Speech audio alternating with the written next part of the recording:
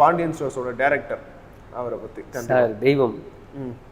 அதாவது director Siva sir வந்து எப்படின்னா நிறைய நம்ம கேள்விப்பட்டிருப்போம். டைரக்டர்னா இப்படி தான் இருப்பாங்க, பயங்கர ஸ்ட்ரிக்டாக இருப்பாங்க, திட்டுவாங்க, கோபமாக இருப்பாங்க, அந்த மாதிரிலாம் நம்ம நிறைய கேள்விப்பட்டிருப்போம்.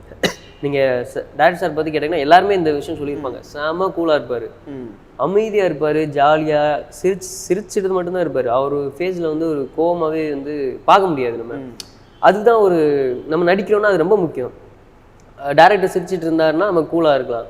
இது இந்த மாதிரி ஒரு மாதிரி இது பண்ணால் நமக்கு வந்து பயம் இருக்கும், ஆஹா சார் கோபமாக இருக்காரு அப்படின்ட்டு. பட் என்ன தப்பு பண்ணாலும் சரி, என்ன ரீடேக் வாங்கினாலும் சரி, அவரும் சேர்ந்து ஏதோ ஒரு மிஸ் ஆயிடுச்சுன்னா அவரும் சேர்ந்து சிரிச்சுட்டு ரீடேக் போயிடலாம்ப்பா அப்படின்னுவார்.